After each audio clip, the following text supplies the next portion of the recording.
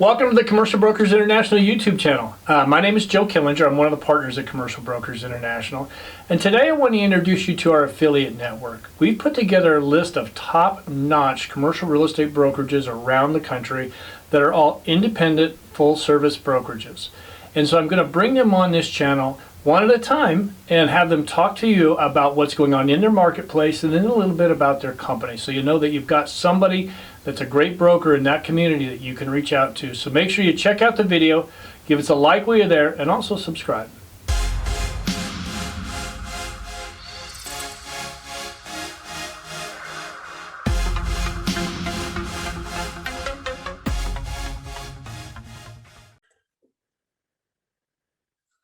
Well, Emily and Leor, thank you for coming on today. It's that Philly market in South Jersey. It seems like you got a lot going on there, right? We do. Yeah. Why don't you guys tell us a little bit about your company? Let's start there. So Vatage Real Estate Services, Vatage Commercial, founded by Leor 5 years ago. We just celebrated our 5th year anniversary. Started with Leor and 2 brokers. 5 years later, we're up to about 12 to 13 full-time brokers. We have a full-time business development manager. We have 2 full-time marketing positions. We have a marketing manager and a graphic designer, and we have a full-time office manager. Okay. And we're a boutique firm, but we service all aspects of commercial real estate, buyer, seller, tenant, landlord, industrial, land, medical, retail, traditional office, and we also have recently gotten into the business brokerage section of the market. So we're also selling businesses. Okay, Leor, what happened? What were you doing before the 5 years ago? So I was involved with another brokerage. Okay. Helped build another brokerage firm, and then decided that it was time for me to incorporate my vision into a new firm and try to build a little bit of a different firm than what we're used to here in our marketplace. Okay, how are you guys? What set you apart? So this industry is traditionally dominated by males, guys, and there's a lot of the lone wolf mentality, especially with the older generation. And I'm trying to be delicate with my language here.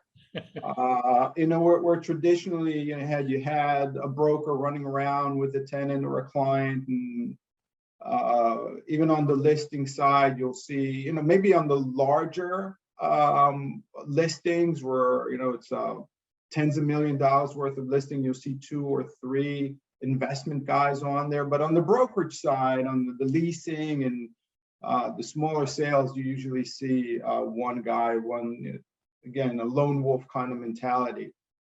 So when I found Advantage I really wanted to have more women on my team, because I think women can be very successful in this business, given the right, the right personality and the right support in-house. So we're about 40% women right now, and the goal is to grow that. And then really operate as teams, where we all support each other, and when we tackle requirements, whether they're on the listing side or on a tenant buyer side, really operate as teams, and it worked. Also, when it comes to onboarding new team members, especially those who don't have as much experience, it helps to be part of a larger team that supports you and trains you and mentors you. So far it works. Yeah, you're very much the same mentality we are here, because if you were to explain Commercial Brokers International here in Los Angeles, very much the same. Our women are knocking it out of the park, and it's been amazing to watch watching the growth of women in the commercial real estate industry. And I think the pandemic has really set that path to really take off. And so I met with some people from CRE and they're starting to see growth with women in our industry. So it's for people like you and people like what George is doing here that are getting women involved. And watch out, guys. you better be working, because what I'm seeing in our office, they're setting the bar pretty high and they're taking in charge, and you're seeing the guys in the office a lot more. So I guess it's working. But all right, well, let's talk about what's that. That's what's been happening here. Yeah. I thought we had a leg up, but I guess you figured it out too. So that's good to hear. All right, well, let's talk about your marketplace. Let's start with what do we got going in Philly? How's your multifamily market in Philly doing? So, I mean, it's not our primary focus. Right. We dabble in that environment here and there, but that's not our comfort zone, and not a asset class that we transact in a lot or too often. But we definitely have enough clients that are within that space, and definitely develop relationships with other brokerage houses that's in their wheelhouse. But and then I'm sure it's across the country, that asset class has been on fire here in the Philadelphia and South Jersey market, more so in Philadelphia. We've seen cap rates in the 5s, and some of them in the 5s based on performance, based on future, not current, especially during the pandemic. Across the board, we've been hearing about 10% default rate due to the pandemic, which is not that bad. I mean, rent-wise, so that's I don't think that's that terrible. And a lot of these landlords are catching up right now. It's just hard to find the assets right now, and whether you're an investor or a broker, it's hard to find those assets. It's an interesting environment, and we'll see what happens when interest rates creep up. How's that going to affect cap rates across the board with other asset classes as well? Well, I can tell you, we're seeing more properties come on the market in LA. We've the last 2 days, we've seen a good number of multifamily assets come on the market. So maybe, I don't know if we're leading the trend, but I'm sure you guys are going to start seeing it as well. Yeah, well, so on the South Jersey side, because there's more land available, we're seeing more new developments coming online and breaking ground. I mean, we just spoke to one of our clients that owns, I don't know, maybe 5,000 or 6,000 doors. And he's just breaking ground in a town called Galloway, which is really further out than you'd usually see multifamily development, but he's breaking ground on a 200 unit development. So, it's interesting to see and talk to these developers, and they still have a very positive outlook on the need for more units. Yeah, it surprises me, because I thought it was going to slow down a little bit because of the cost of the goods, everything, all the wood, but seems to still be moving forward. Yeah. You also see people moving down from the New York area since the pandemic, and the outflux of people from metropolitan areas. South Jersey, where we are, is about 2 hours from New York City. You can get to Philadelphia in 20 minutes. So you're seeing some of that. Everything is much, housing generally, commercial, residential, all of it is generally less expensive here. So you're seeing the need for multifamily because of that. Okay. Industrial market still super tight? Very tight. That's everywhere. Yeah, very, very tight. I mean, again, we still have some land here in South Jersey, not in the Philadelphia market. Right. But on the outskirts, if you travel west from Philadelphia in the Lehigh Valley and further up, then obviously there's land and new developments coming on board. Here in New Jersey, along the 295 and the New Jersey Turnpike, you're still seeing development, but because of the high cost of land, what we're seeing that a lot of these developers actually are ground leasing those parcels. And building warehouses on 99-year ground leases. but obviously, the cost per square foot is much, much higher. Where we've averaged, let's say, $3 to $5 a square foot for warehouse space. Now we're seeing 9 to 12 triple net in some of these newer warehouses. Okay. Are you guys starting to see the 2-story, 3-story warehousing yet? Or we're seeing some of that in LA? They're starting to focus on that.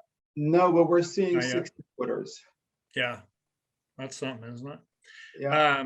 All right. How about let's tackle office next. What do you guys see in the office market? Well, I think it's an interesting, and we get asked that very, very often. Yeah. And I think that the struggles that we're seeing with office really started with the invention of this little thing, the iPhone. Yeah. Yeah. It's not something new, and maybe the pandemic, exaggerated this whole office environment a little bit. But there has been a trend where you need less office space. Whether you're working with an accounting firm that needed 20,000 square feet, now they need 10. Guess what? Because they don't have file rooms and server rooms. Everything's in the cloud nowadays. Same with law firms. They need a lot less space. Sure. Definitely the hybrid work environment, the work from home is impacting the office space. But a lot of these leases that were signed pre-pandemic are not affected by it because these tenants are still obligated to those leases. So it's going to be interesting to see when those leases come up for renewal, what's going to happen then. But we're still seeing a lot of smaller users in the 2,000 to 3,000 square feet. Definitely in the healthcare area, a lot of docs and whatever physical therapists and chiropractors are expanding and growing their footprint. We're definitely seeing a lot of conversions. Not to multifamily yet in South Jersey, but we are seeing it in Philadelphia and more of where you don't have a choice but to buy an older office building and to convert it because you're now going to buy a whole block and turn it into a multifamily. It's just cheaper to buy an office building. We haven't seen it as much in South Jersey, but what we have seen in South Jersey is more of a hybrid space. Definitely a lot of the medical WeWork space. We've seen a few of those come online. Basically, medical shared office space. Right. Yeah. And they consume large spaces, 5,000 to 10,000 square feet. It's going to be interesting where that trend goes. I think to add.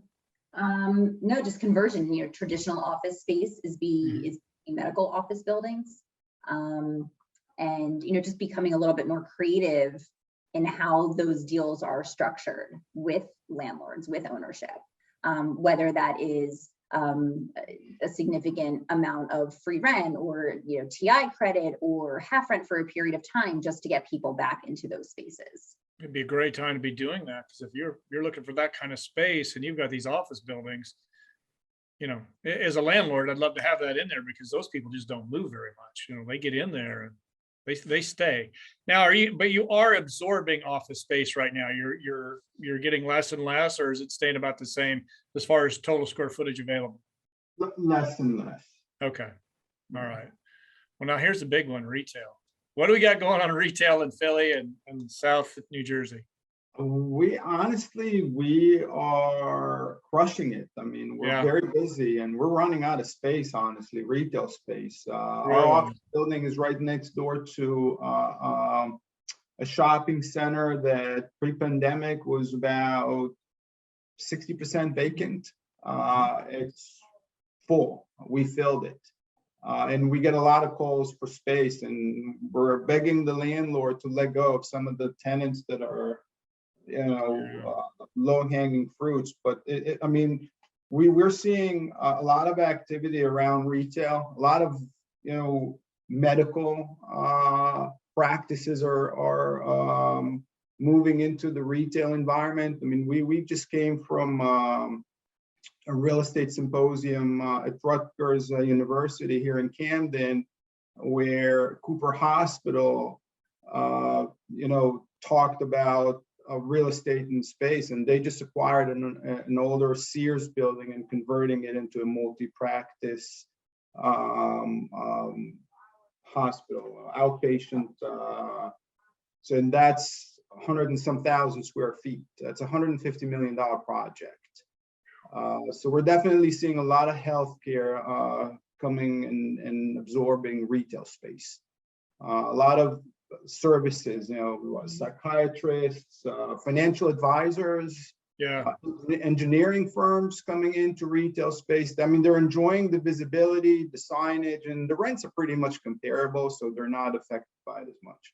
Now, this is both South Jersey and Philadelphia, right? Yes. So Philadelphia has somewhat of different challenges, and there were some safety issues in Philadelphia, and some during the pandemic we had a few riots and smashing of so I think Philadelphia is experiencing some other issues right now, and we're coming out of it right now, and I think Philadelphia is going to stabilize as things calm down a little bit, and you're still seeing some buildings boarded up in Center City, even though they're starting to come out of that. But I think Philadelphia will come back. I mean, I should remove the word thing. Philadelphia will come back. It'll just take a little bit of time, just like New York. New York is coming back. Yeah. It's going to take a little bit of time. Yeah. Corey Zelnick, he's with Zelnick he owns a company there in Manhattan. Just talking to him yesterday. He said the same thing. It's just, we're on our way.